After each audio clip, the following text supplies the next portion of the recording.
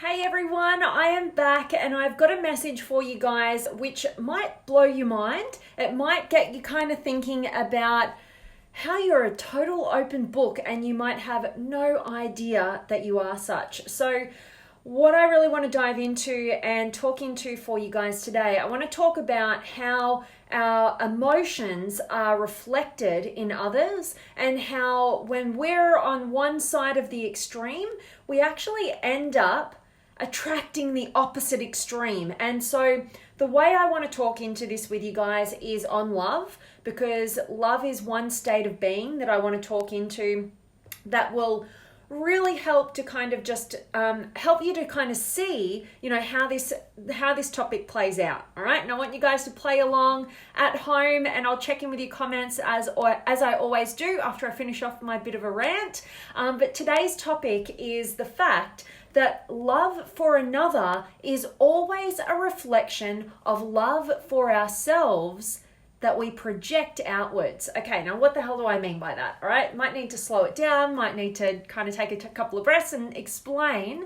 But this is really, really powerful when you get it. And the reason is because at the end of the day, when you realize that everybody outside of you is merely a mirror to what's going on within yourself, you take back the control. Like, nobody can upset you, nobody can bring you down. And on the flip side of that, you don't need anybody else to make you feel brilliant within yourself, for you to feel love. All right. And so I want to talk into that in terms of how that's applicable to you. And I want you to think about it. So, whatever you see in another person is actually what you have within yourself. And what happens is the world, whatever you want to call it, the universe, the world, whatever, our experiences, our circumstances, they're always showing up in a certain way in order to bring us back into balance. All right. So I love the work of Dr. John Demartini around this and how he explains this. So for you guys who don't know Dr. John Demartini, don't know, you must have been sleeping under a rock or something. You've got to go out and check his stuff. I did a really great interview with him.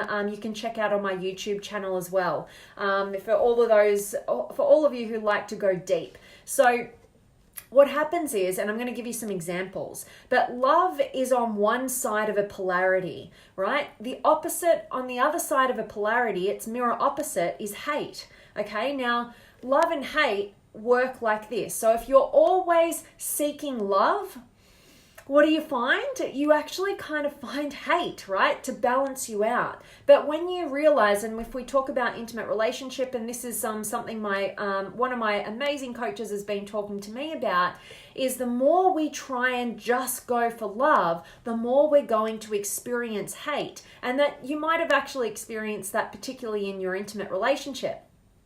And this is one of the big fallacies of relationship. We think it's got to be all love, all support, no hate, no challenge. And the fact is that love, like true love and connection, is in a balance, right? There's both support and challenge. It's not just one-sided. And until we get that, we keep inviting experiences into our lives that will help us to make that realization and get back into balance.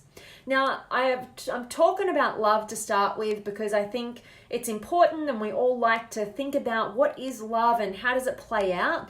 But this actually plays out in every single emotional state or state of being that you find yourself in. So the point in your existence is always to get back into balance. All right. So when we have problems, struggles, we're stuck, it means that in some area we are out of balance, and it tends to be that we are operating in one extreme and we're missing its mirror opposite, right? So my example from my life that's as on conscious thought for me, on top of my conscious mind right now, is I have always throughout my life been very naive and very much operated in my naivety. And I can go down a whole track as to where that came from in my childhood and whatever, right? But at the end of the day, it doesn't really matter about that. The fact is, I've been operating from naivety. And what's the mirror opposite? What's the polarity of naivety? Well, it's being a skeptic, right? It's skepticism. It's doubting everything, where my naivety was believing everything. And so I've had to go through many experiences throughout my life to kind of, get me to that next level, bring me back a little bit more, back into balance and back into center a little bit more. But recently I've had an even bigger experience that really woke me up and really got me to a place of strength and power, because it brought me back into the most balance I've ever had in this realm. So instead of me going from naivety to being a total skeptic, it's actually brought me center point, which is, that polarity on its own is really getting to a place of inner knowing and wisdom, right? It's awareness and wisdom.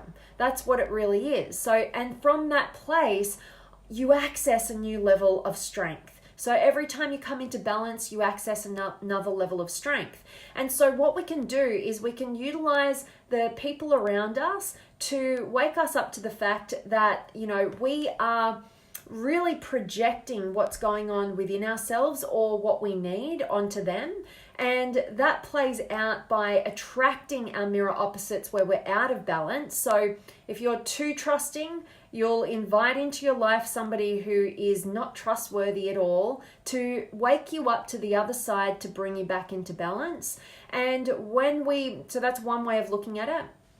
And then when we look at taking it back to love and what love for another is, really what that is, a reflection of the love that we have within ourselves. What we find within another person, because they're just a mirror to us, is what we actually feel within ourselves. So that same thing works if you are finding hate for another person. That hate is really a reflection of what's going on inside of yourself that you project outwards, right? So that's just shining light. Any extreme that you experience that might be triggered by another person is really just shining light on the work that you can be doing within yourself, or just taking responsibility for your own relationship with yourself, good or bad, But at the end of the day, this is kind of coupled with the second message of the fact that everything in your life is happening for you, not against you, right? It's not here to bring you down. It's here to wake you up. So if you do find that you are repeatedly inviting the same scenarios, the same quality of person into your life, and you're like, what the hell? Why am I... At some stage, you have to kind of wake up and go, I'm the common denominator here. Like, why do I keep attracting this quality of person into my life? Tends to be, we look at this when it's a negative experience that we're having, or one that we think we don't want, right? And what we can actually wake up and see is that person is reflecting to us the opposite extreme that is bringing us back into balance, because we're not doing it for ourselves from within. Okay, that might take a little bit to sink in, but for an example, if you're in a relationship and you are say you're a very loving person or whatever, and you're very sensitive potentially, and you keep attracting people into your life who keep taking advantage of you or keep causing pain, this is a common occurrence that I find in the people that I coach.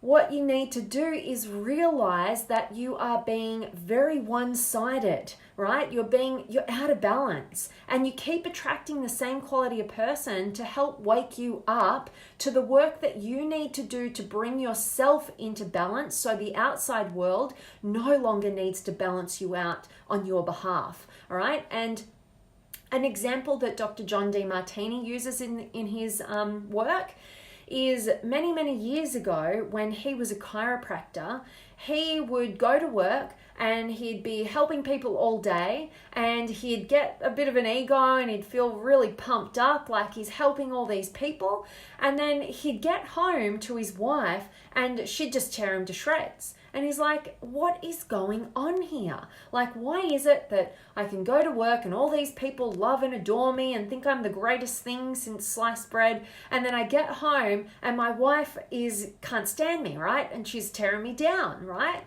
And what he started to do was notice the patterns. And then what he started to do was realize that he was getting his ego stroked and pumped up at work, and his wife was forced to humble him when he got home in order to bring him back into balance. So he tried to play around with this, and so what he would do is he would park out the front of his house before he went in after a day at work, and he'd actually humble himself. He'd actually go, yeah, all right, I did that great thing, but what didn't I do? Where could I have been better, right? And he just went through the day and he's like, I forgot to do that. I missed doing this. I could have done that better, until he was in equilibrium himself.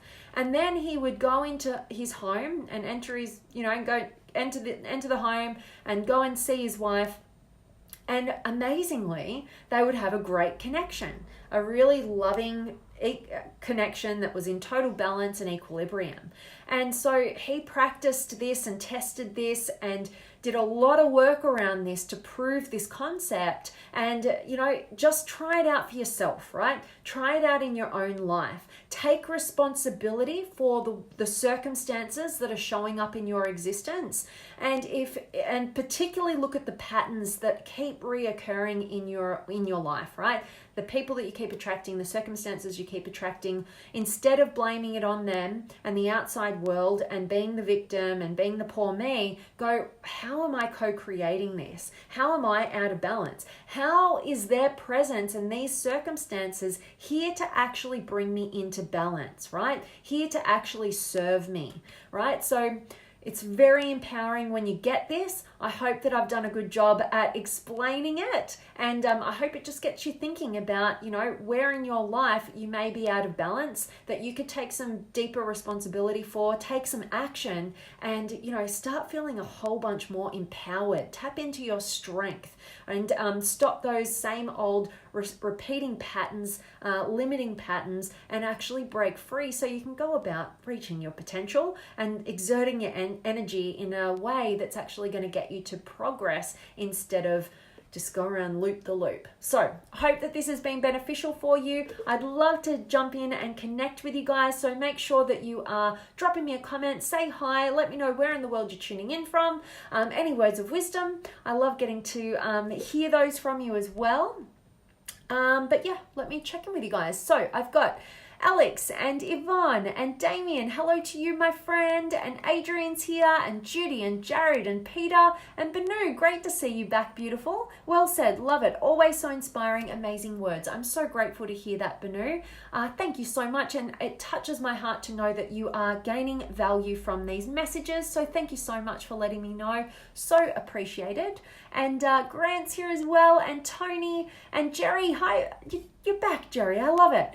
In Quebec City, Canada, 3:47 a.m. at work. That is why I'm on the same time zone, thanks to night shift. I just thought you were a total night owl and just didn't get to sleep, but I get it now. And I always appreciate you tuning in, Jerry, and I hope that this has been of value for you, and no bosses are looking over your shoulder. I love it. And Jared, I love this. Fantastic, my friend. When we love our internal self, then we can project our love outwards without. Absolutely. And exactly, how you feel about the outside world says less about them and more about what's going on within yourself. So just take that. That is so empowering to know, so that you don't have to get caught up in feeling hate, for other people. You can really look at what's going on within yourself, and you don't have to get caught up in fearing the loss of love, which is a huge one for people, because you think it resides outside of yourself, right? So much that will be of value for you and empower you if you really take this message on board and apply it to your life. And if you have any questions, please never hesitate to reach out to me. I love getting to support you guys in absolutely any way that I can.